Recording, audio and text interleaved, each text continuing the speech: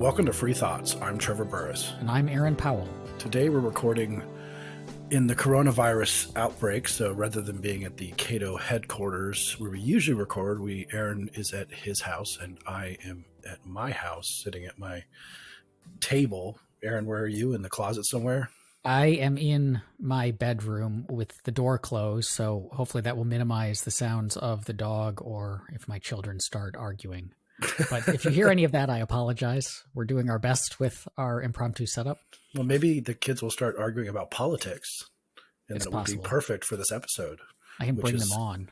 Yeah, which is called Politics Makes Us Worse. And you have Beltway kids, so they might actually be the ultimate example of this. They've got plenty of disputes among themselves right now without introducing a political element.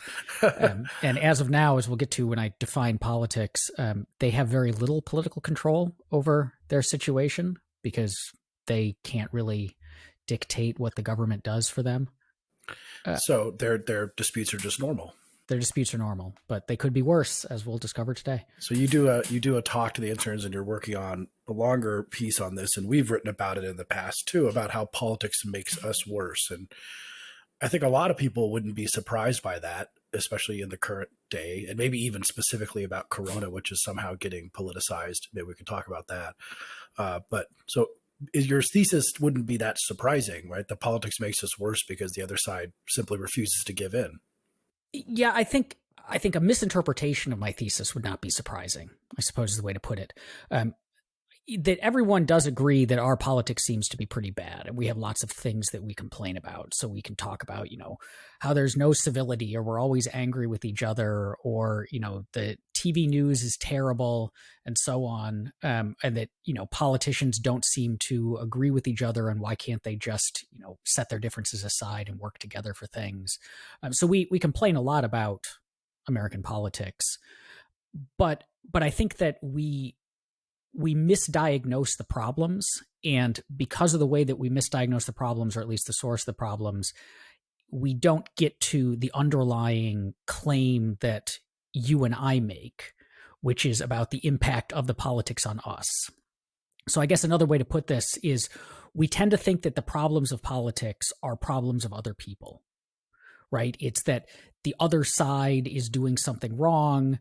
We have ample evidence that people, increasingly dislike the other side, increasingly see the other side as enemies, as more and more extreme in their views.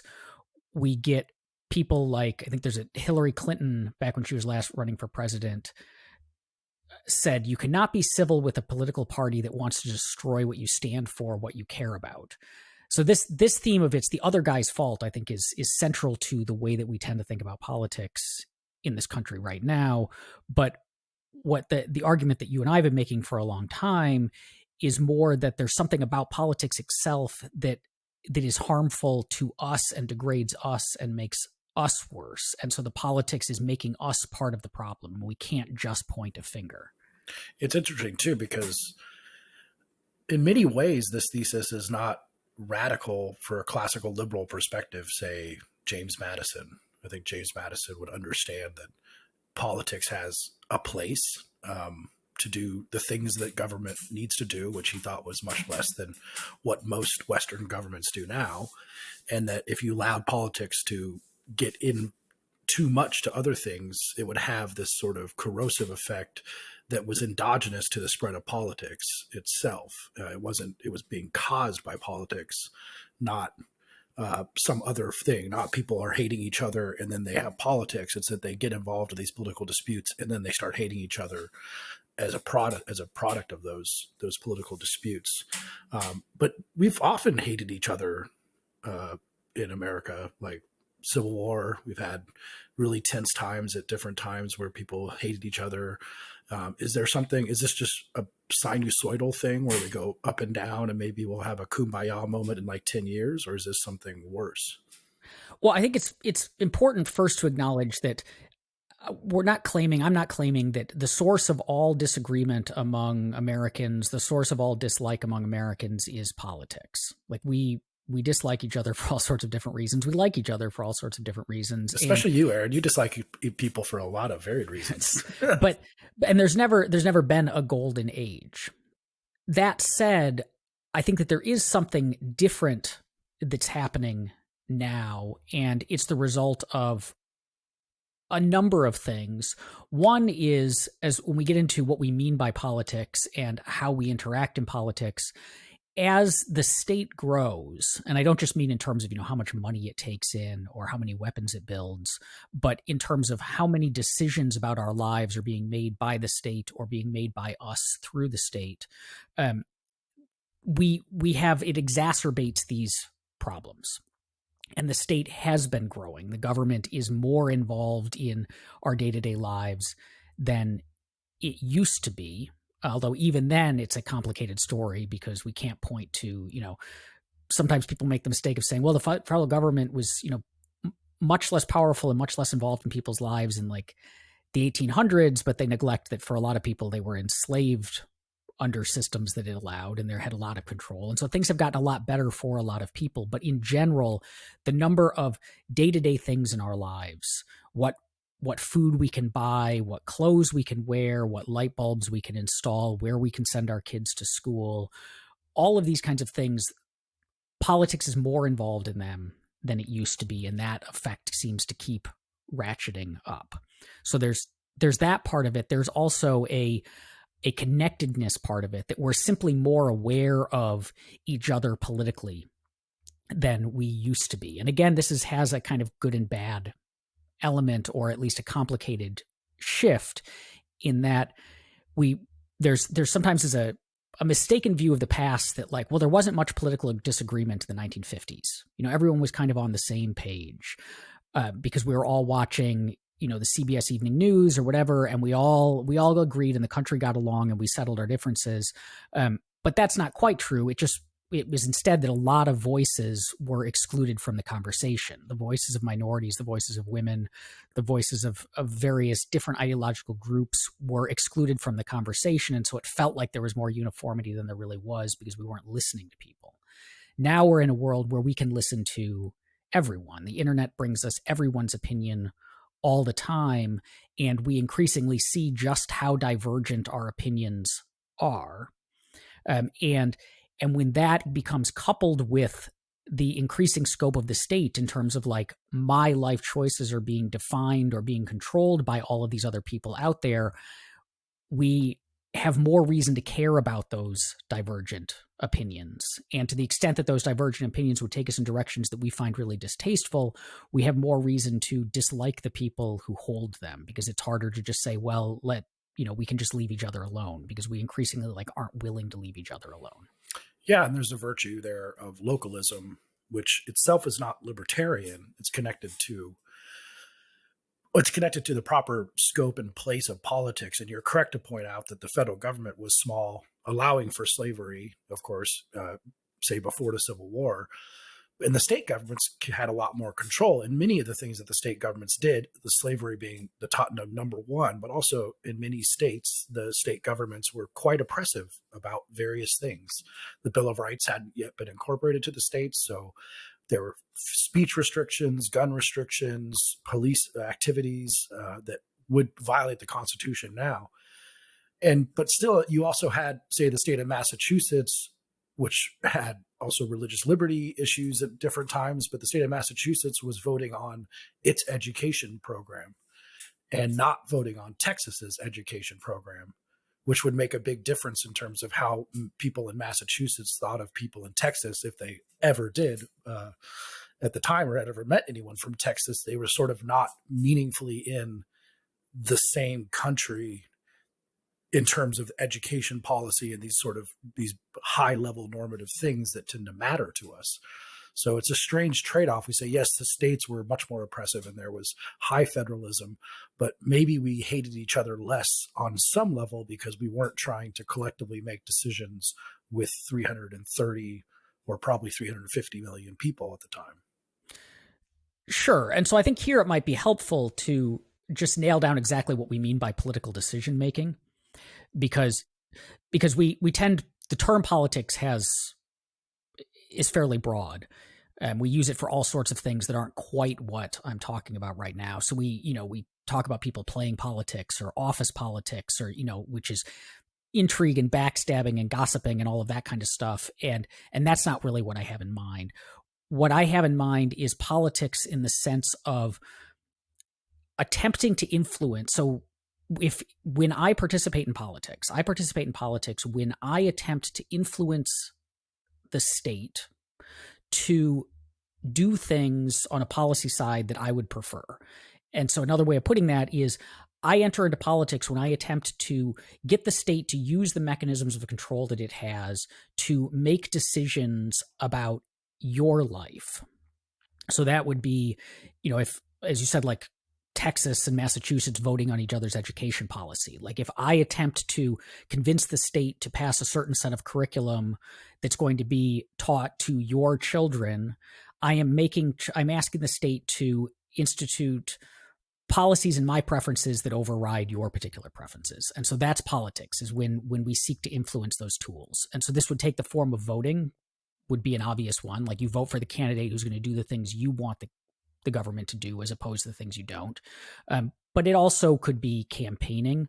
You're trying to convince your fellow voters. It could be direct contact with lawmakers. It could be the stuff that we do at the Cato Institute, where we are publishing policy recommendations and hoping that regulators, lawmakers, agents of the state in one way or another will take our advice. Those are all part of politics. So politics is simply when you seek to use the mechanism of the state to influence the choices of others. Does the violence matter in this regard? Because the state doesn't just ask people to do things. I mean, it does first. It first asks, but eventually men with guns will come. So that gets to, I think, the first of the ways that politics makes us worse, is what it actually means when we do this. Because if I say, Trevor, I think that you really ought to educate your kids in the following ways, and here's the textbooks that I think you ought to use, and I advise you to do it, and you say, no, like thanks for the advice, but I prefer this other system and I'm going to do that.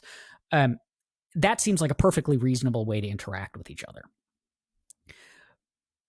But with the state, the very nature of the state, the very nature of law is violence or the threat of violence. That's just what a law is. A law is a statement that says you must do the following or you must not do the following. And if you disobey this command, we will threaten you with violence and potentially use direct violence against you. And so in our regular interactions, if we went back to the education thing, it would look more like, I recommend that you use a certain set of curriculum with your kids. You say, I'm not terribly interested in that. And I say, okay, well, you have to, and I hold a gun to your head. Or I start taking your possessions until you acquiesce. And we can see that sort of interaction in our regular lives is not only wrong, but is indicative of kind of a broken moral character. Like the person who acted that way, we would see as being profoundly immoral. So when we engage in politics, when we ask the state to do things, what we are doing is we are asking the state to apply threats of violence or direct violence to other people on our behalf. We're saying, I want you to tell, instead of me going to Trevor and saying, use this curriculum, I want you, agent of the government, to go to Trevor because I've asked you to, and say, use this curriculum, and then threaten him with violence if he doesn't, or take his money away from him in order to pay for the curriculum or whatever else. And so we're still doing the kind of behavior that on an individual interpersonal level we would see as indicative of poor moral character. But instead, because we're asking someone else to do it, we kind of trick ourselves into thinking now it's okay. And we might say, well, yeah, it is okay. Like it simply is a fact that me threatening you to get you to do something is morally impermissible.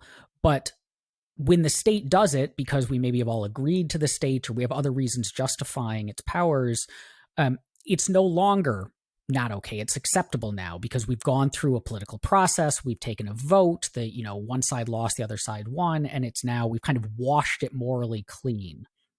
And I think that first we can, as we talked about in past episodes of Free Thoughts, and we can put links to those in the show notes, the arguments for why it's morally clean are maybe not as strong as a lot of people think. But also, that sort of behavior, seeing other people as being in the category that we can kind of threaten to get our way with, changes the way that we think about them, right? Like if I have an argument with you and at the end we don't agree, but I say, but I respect the fact that we disagree, and I respect the fact that we want to lead our lives in slightly different ways, I am like recognizing a certain level of like shared humanity and dignity in you. But if instead I say, well, you didn't agree, I'm going to go and ask this other guy to force you to do it, you're lessened in my moral calculus. I'm seeing you as less than the fully like dignified person that I did before. And so the extent that we do more and more and more of that, we're kind of cheapening our views of our fellow citizens. We're seeing them as the kind of people that we can boss around, and they're increasingly then seeing us as either the kinds of people they can boss around too, or as the kind of people who are going to boss them around. And nobody likes the kind of person who goes around bossing them around. Well, it's everyone would be listening to this and say, okay, Aaron's just straight up pitching anarchy, sounding kind of Rothbardian. And if that's the case, then like, if you really want to live in a world where people boss you around and do things to make you go their way, go live in an anarchist world where people will do that a lot more.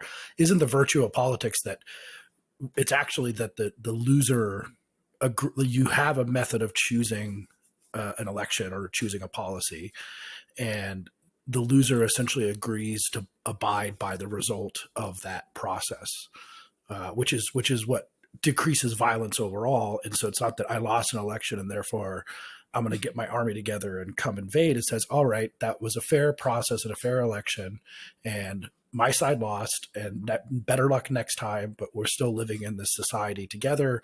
And so overall, this is diminishing violence and hatred. It's not increasing it.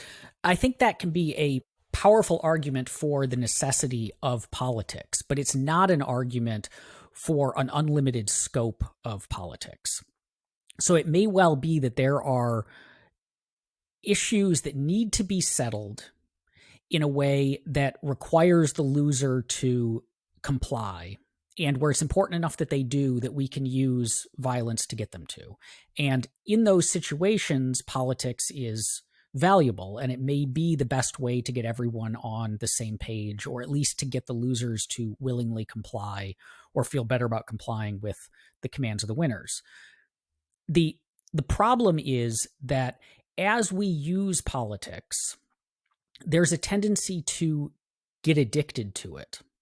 To say, okay, well, it's one thing if, we need to settle this big important matter and this is the only way to do it. But once we've used it and once we've kind of gotten a taste for it, we tend to run with it. We tend to say, okay, well, this other thing, we move from crucial issues that have to be settled to I simply have preferences, I have tastes, and I'm uncomfortable that there are people out there who are doing things that run counter to my preferences, to my tastes. And so, hey, I've got this tool over here that I can use to get them to stop. Or I've got this tool over here that I can use to get them to pay for my preferences and my tastes. And so we stop. It's not that we shouldn't use the tool, and it's not that we should have an argument against the tool even existing in the first place. It's that the tool is not perfect, and it has costs in using it, and we don't spend enough time thinking about those costs, and as a result we abuse the tool, and then things get much worse than they could otherwise be if we instead said, here is a powerful tool that has costs, but sometimes it's the right one. We're only going to use it when it's the right one. I think it's a Cato H.L. Mencken fellow, Penn Jillette, who has said that when he thinks about the government and whether or not something should be done by the government, he first thinks about it as an act of violence and says, would I personally get a gun and go to someone and say, maybe, you have to quarantine yourself in your house for like a current thing, and not, if you're diseased, and not leave your house. That's a possible, violence is a last resort, but you don't want to. But would I get a gun to make someone build a library? Say, we need a library, and then hold a gun to that person and say, build a library or fund the building of a library. So why don't people think about the state that way? I mean, it seems very radical to say the state is just violence. But if you tell people that, they will probably end up agreeing with you. So why is that not on people's mind all the time? I think first, most people just don't think about these kinds of issues much at all. They're just, this is the way we do things, and we don't examine it much. But I think there's also reasons that it continues to be the way we do things. First, as I said, is the distancing. So if you told people, hey, do you think that we should vote for there to be a library? Or to take a, even more mundane example, like New York City attempting to ban the sale of large sodas because we thought it was bad for people to be drinking large sodas. And so if you ask people, do you think it would be better if fewer people were drinking large sodas? A lot of people would say yes. And if you said to them, do you think we should pass a law saying you shouldn't buy bad sodas or large sodas? You can't buy them. I think a lot of people would say, sure. But if you said, okay, well, what that means is if we pass this law, you personally need to stand on the street corners, and when the street vendor at the food cart tries to give out a large soda, you need to point a gun at them and threaten them, or you need to go and like physically destroy their food cart. Like the enforcement of this law falls directly on you to carry out. I think a lot fewer people would be behind it because they would see, they'd have to look into the eyes of the person they're using violence or threats against and would be troubled by that. This is similar to, like a vegetarian arguing that a lot fewer people would eat meat if they actually had to kill the animals themselves. So the distancing plays a big role, is that instead it's more, in the abstract, like I support this thing. I vote for someone who says they're going to do it, or I check a box when I go into the polling place to say, yeah, ban large sodas. And then I don't see the enforcement. I'm not, someone else is carrying it out for me. And in fact, in a lot of cases, the enforcement's not even near me. We're voting about things that are being done to people who are much further away from us because, preferences tend to be geographic. And so everyone I know is already doing the things that I want them to do because we share the same preferences. It's the people over there who are doing things differently. And so they're the ones who are going to be forced to change their ways. And I don't really associate with the people over there, so I don't see it. So I think that's a big part of it, is not recognizing, is that distancing makes it easier to ignore or not be aware of what's actually happening when we pass a law. And again, like some laws, it may be they're certainly important enough that we want that, right? Like that we want the enforcement and that we might even be willing to carry it out ourselves. But for a great many, the large soda ban, they probably don't rise to the level where it's okay. And as you point out, it's also, it gets even worse where it's not even that the state can help you forget the violence that is at the core of the state, but it also will tell you that what you're doing is virtuous. Yes. So we all, we take civics classes, or you learn the history of the American founding, or you drive around DC and see the buildings that are, very intentionally built in this classical style that makes it feel like they're part of a long tradition going back to the Athenians. And you are basically trained to see this as the best way to interact with each other. We tend to venerate the people who engage in politics. The heroes in American history are the ones who either themselves were in the government and made changes, or the people who directly influenced the government to make changes. We are told that this is virtuous. And in fact, we're often told that trying to change the world in ways that are different than political is not virtuous or rises to the level of selfishness, right? So we tell people, like, if you identify a problem, you're a caring person, and you identify a problem like poverty. If you care about that, if you are a genuinely caring person, what you are going to do is try to agitate for policy changes that will directly address it. And I don't mean like in the libertarian sense of you will advocate for getting rid of regulations that are making it harder for the poor to start businesses. What I mean is you will advocate for direct support, increased welfare programs, whatever else. If instead you say, there are people out there who don't have enough money right now, I'm going to start a business and give them jobs. we tend not to venerate you to quite the same extent. There are some businessmen that we look up to, but by and large, we tend to think that that's not as noble a profession as becoming an activist or running for Congress or becoming president or whatever else. And so we're told, like, hey, if you want to be a good person, and we all want to be good people, and not just like we want to be good people, but we want other people to see us as good people, in part because we don't want to be seen as bad people, and also because we judge our own goodness based on whether other people in fact think we're good, then you will be pushed into embracing politics more and more. And you'll be pushed away from embracing alternatives that might be just as effective, but without the pernicious effects of the application of violence and the treating each other in the ways that we've already discussed. Well, last week on Free Thoughts, we had Professor Meskivger who argued that there's a duty to vote, and we pushed back against that. But it sounds like, I mean, I'm pretty sure you don't think there's a duty to vote. But if we had a government in the proper scope, or a much more libertarian scope, where it was using violence in ways that maybe possibly we'd be willing to pick up the guns and do it ourselves. And then, so that would leave much more room for private action, more room for charity and things like this, and ways to make the world a better place. But in that world, it seems like politics wouldn't make you worse necessarily. And it might be important for you to vote in order to choose between better options in the political realm. That's probably true. And as I said earlier, I'm not making an argument that we should abolish all political processes, all political decision making, because if decisions have to be made, it may very well be that politics is the best way for them to be made. The alternatives being, like a dictator who just makes the decisions without any input from the people is probably not as good as a democratic system. So I think it might be better for the life of the dictator, and then you have to deal with the next dictator. Right. If you had a really good dictator, it might be better, but I wouldn't generally count on that. Yeah, that's probably not prudent to bank on an unending line of good dictators. So yeah, I think even I could say, like, in an ideal world, in a world where we weren't doing all of the things with politics that we probably shouldn't be doing, and we were only using it in those areas where it's absolutely necessary, then we could all get behind it. And in those situations, maybe in fact, like, voting, there's nothing inherently wrong with voting. But it's what you're choosing to do with it. It's how you're choosing to influence the state. It's what you're attempting to get the state to do on your behalf.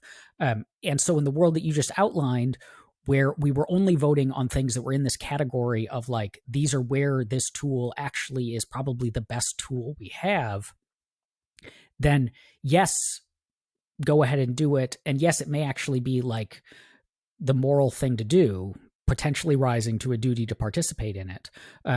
But I think that there's like a binary here, in the sense that it feels like people seem to think, okay, either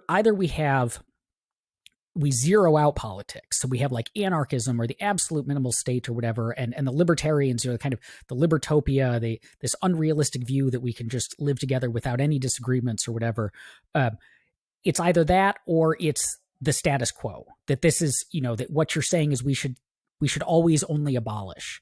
And I don't think that's the case. I think that instead what we can do is we can say, like, look, maybe we're using it too much. Maybe we should start to scale it back. And maybe when I go and vote, I should only vote for things that are either scaling it back, or are those few areas where it seems to be really necessary or the best tool that's available. So being a good person can have multiple facets to it, as we've discussed, but you also want to point out that if we kind of go from the very beginning, and we've been talking about this a bit, but I like how you break it down with think about being a good person first and what that requires for you to be a good person, and then try and figure out where politics would fit into that life. How does that process work?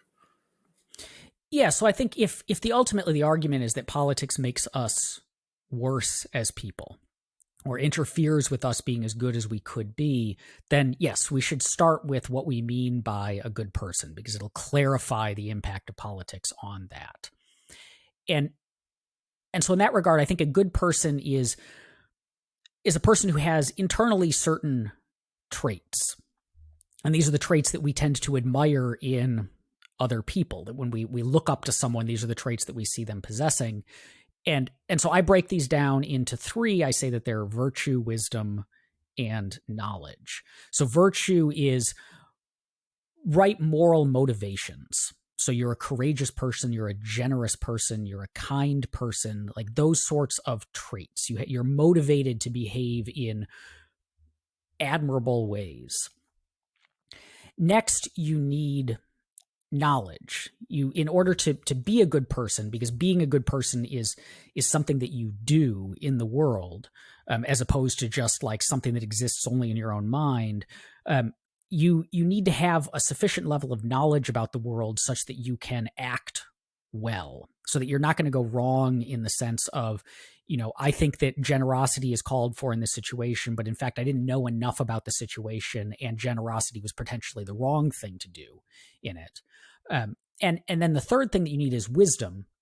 And wisdom is what sits between virtue and knowledge. Because as I said, like, virtue is just a kind of a recognition of certain moral drives. And knowledge is information about the world. Wisdom is what says, okay, which moral drives apply to the given situation? Taking the knowledge that I have, what moral drives are the ones that apply here, and how much?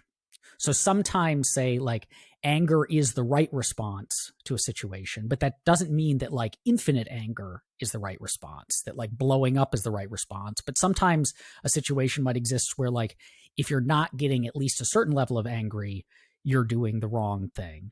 So wisdom is what helps us tie together our moral motivations and our knowledge in appropriate ways.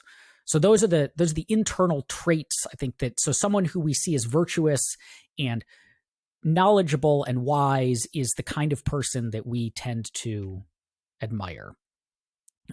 Then you need external stuff, because we're not born as good people. We learn to be good people, and we act upon this. We develop. It's a skill that you acquire and practice, and so we do that in an environment. So that environment needs certain things. The first that it needs is a degree of freedom, in the sense then that we are the ones who can choose to act rightly or wrongly. When we're acting well, it's because we chose to do it. We have the opportunity to explore different ways of living. You need freedom to kind of be the person that you want to be. We also then need a level of wealth. It's hard to exercise all the virtues if you're starving to death. And so the more wealth that we have, basically the more options that are on the table to us, both in terms of variety, that, there's more opportunities out there to explore different ways of living and learn from each other. And in terms of just having avenues open, that I may be able to see that there are different paths that I could take, but a lot of them are cut off from me because I don't have the level of wealth to pursue them. And then finally, we need what we could call like moral role models or educators, because as I said, we're not born with these skills. We're not born with all the virtues. We're not born wise. We're certainly not born with all the knowledge of the world. And so we need to learn that stuff from other people, from literature, from the examples of others, from teachers, and so on. And so those external things allow us to both cultivate these internal traits and to then fully put them into practice. And so that's those things, so the internal traits of virtue, wisdom, and knowledge, and then the environmental characteristics of freedom, wealth, and moral teachers, call it, are I think what's necessary for us to both become good people and then to fully live out our lives as good people. If you took any one of those six away, it would either become more difficult or impossible to be what we would consider to be like fully good human beings. And I should clarify just quickly, when I talk about like knowledge or wealth in particular, I'm not making the kind of absurd claim that you have to be rich to be good, or that you have to be like highly educated to be good. That's not true at all. These are like minimums. So when I talked about, like it's hard to do this, hard to develop these traits if you're starving to death, like not starving to death, having the wealth to overcome that. But there certainly is a point of diminishing returns in that regard. And again, knowledge too. And we know lots of people who like have huge bodies of knowledge, but don't seem to really have it when it comes to like acting in the world. Yeah. So So this is like, if you think something helps people, I mean, if you have some crazy belief like water is poison and therefore you don't give people water, then you don't have the knowledge to help people out. So it's something very basic like that. yes, yeah, these are more basic levels. This is not like an argument that precludes a whole bunch of people from participation. It sounds like I felt like the last 10 minutes, and I don't think Aaron has seen this, but I felt like I was getting a lecture from the character Chidi on The Good Place about how to be a moral person. But it's interesting if we go back to this question of like, where did we go wrong, or how does this go wrong in terms of politics and the forces surrounding politics pushing us to be worse people? I mean, you kind of if you went through the steps and you say, okay, step one, I mean, we set up a political system. It doesn't necessarily make us bad at the beginning.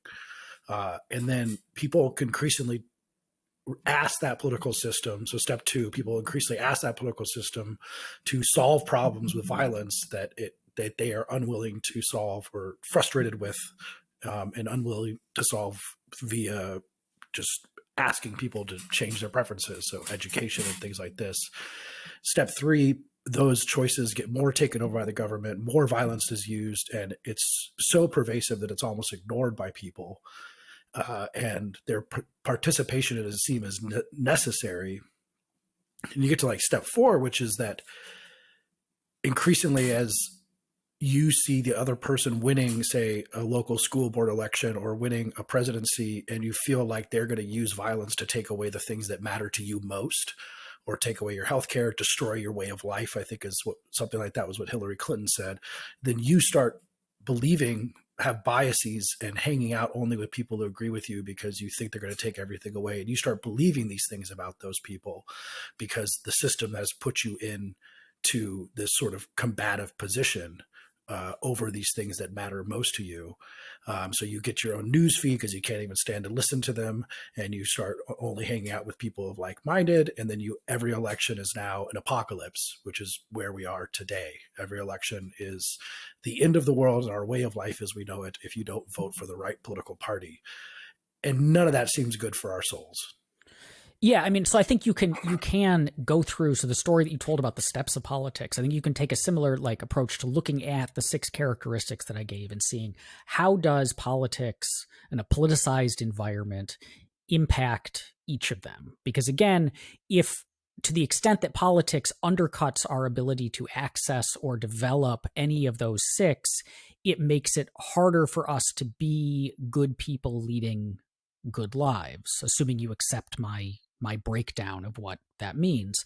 And so, yeah, so virtue, I think one of the chief moral principles is don't use violence against other people. We can say there might be some exceptions of self-defense or whatever else, but by and large, one of the first rules we teach our kids is don't hit each other. Don't club someone over the head because you want the toy that they're playing with. Respect other people's rights to make their own decisions. It seems just like core to virtue. And so to the extent that politics encourages us to do the opposite, not only does that mean we're simply doing the opposite, so we're behaving outwardly in a less virtuous way, but also I think there's a tendency to think that maybe we can kind of wall off the political sphere and say, well, what happens in the political sphere stays in the political sphere. But these are all, these are habits. These are like habits of mind, habits of thought, habits of behavior. And so to the extent that we get used to thinking of other people as lesser, as beings, who it's acceptable to boss around in these really dangerous ways or to use violence against, that's going to carry over. It's defining the kind of people we are. And so it's lessening virtue. And as you said, like as we start to use this violence more against each other, we start to see each other more as enemies and we start to hate each other. And internalizing that hatred is really damaging to our moral character as well. And of course, politicians, like every election is an apocalypse.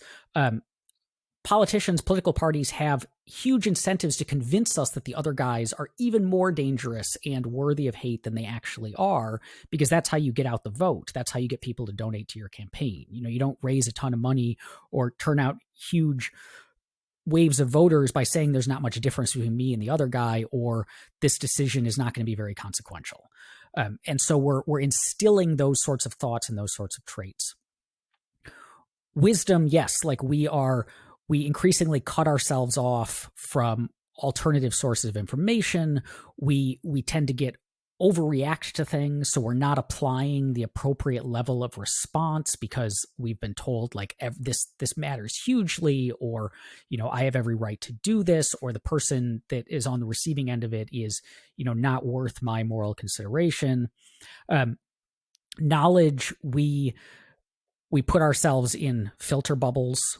We get information, from sources that align with our tastes or our political preferences, and discount as fake news anything that might be from someone who disagrees with us. And so we're cutting ourselves off from sources of knowledge, and increasingly we are taking in as knowledge stuff that is anything but misinformation, simply because it confirms what we already think. And then we can talk about like the external factors too, that obviously, by definition, the more of our lives that are controlled by the political process, the less freedom we have. Well, maybe not necessarily by definition, but if you win those elections, or if the elections are over certain things, it doesn't mean that they have less freedom. It means you have the options that you get because you won the election. The other side might not have those options. Yes, of course, if we win an election in the sense that like the preferences that we already had are the ones that are now going to continue to be acceptable or are going to be subsidized, then we haven't reduced our own freedom, because we're still doing the things that we wanted to do. We've simply reduced the freedom of others. But first, we don't win most, or certainly not all, elections. And so the more that we put into the political sphere, the more likely it is that choices we want to make are going to be cut off from us. But the more that we put in there, the more we're encouraging others to do the same. The more we're encouraging others to fight back against what we want. And also, freedom is not just my ability to do things, but it's also my ability to see other people doing things that I might not have thought of, to learn from the example of others. And so if I'm cutting off all of their options, most of the time they may be doing stuff that I find distasteful, but some of them may use their freedom to do things that I think, hey, that's worth emulating. And we've cut that off. It's also interesting too, but that something just occurred to me, where even if you win 51% of the vote, or 50% plus one person, and therefore, as you said, get your way. So like you would have, if you weren't politicizing, say, schools, and if you would have sent your kids to, let's say, a school that focuses on art or a certain type of educational philosophy, you would have done that if it was a free market, if it was just your choice. But then you win the election, and so they make all the schools that way, so you feel great. Okay, my kid's still going to the same school that I would have sent them to.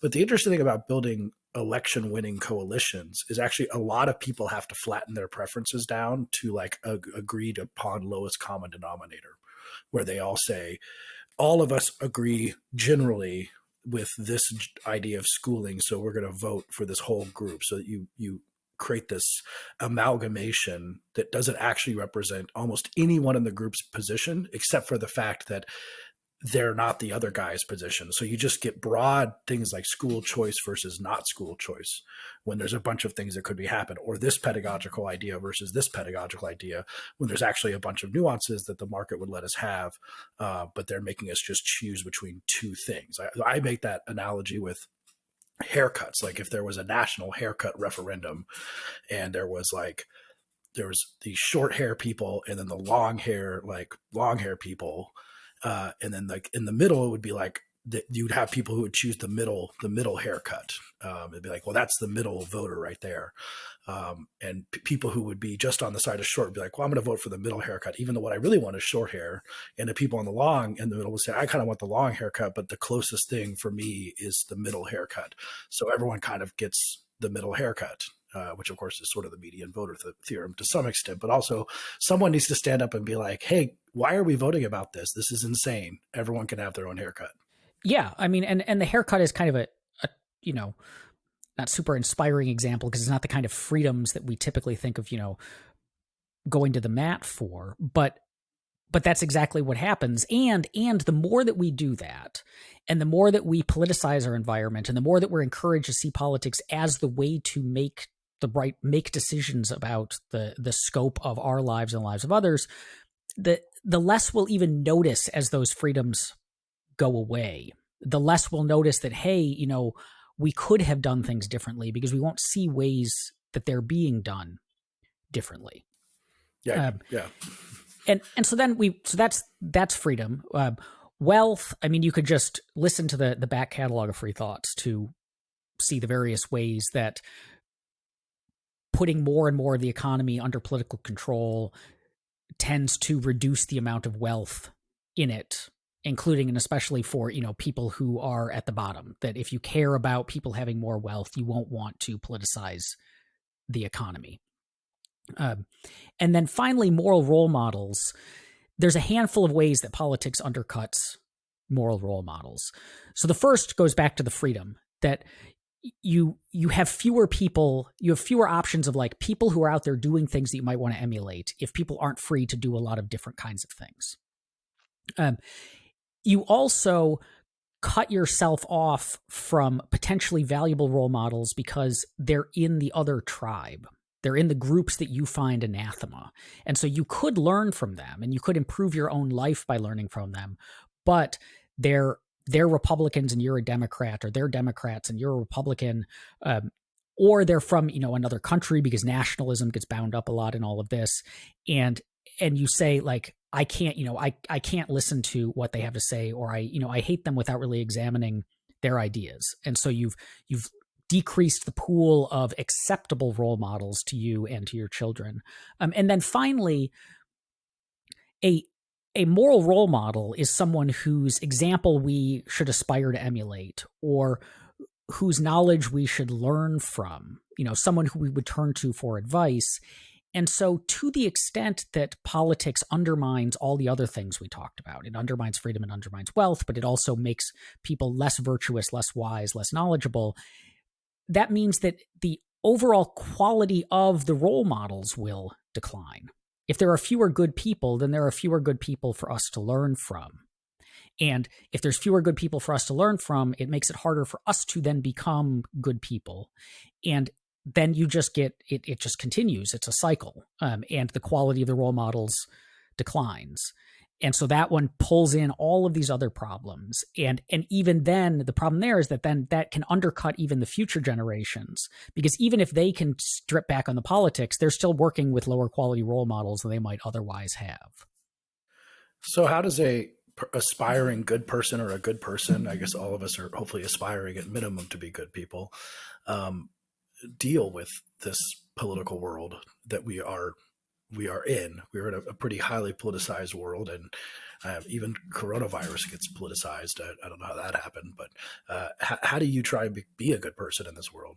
I think there are two ways to think about what you ought to do. The first is what you ought to do in your actions in the political sphere or in the political world, and then what you ought to do internally, like for your own good.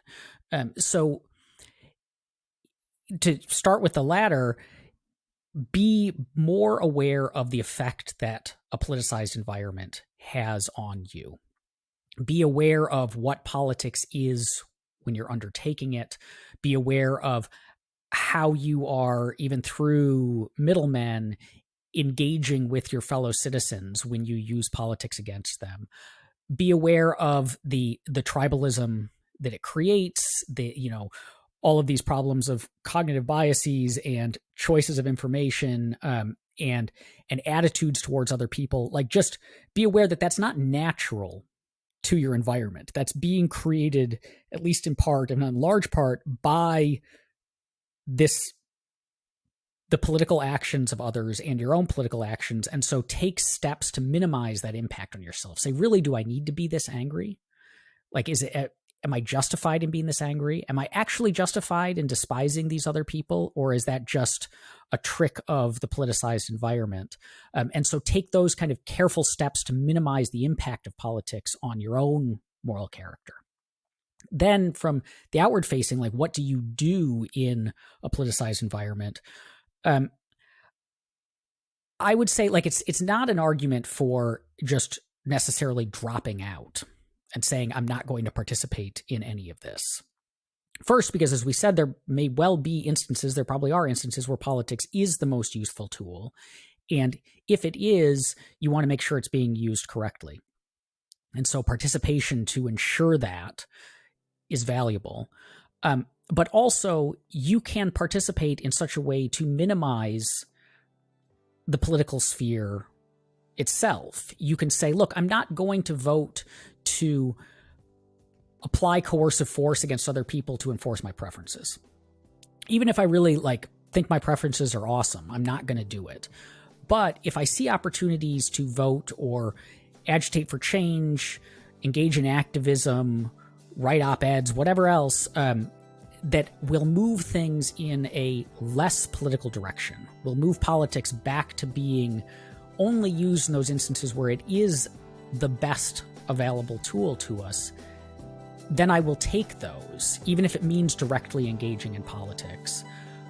But I'll try to do so in a way where I'm mindful of the effects on both myself and others of this political process.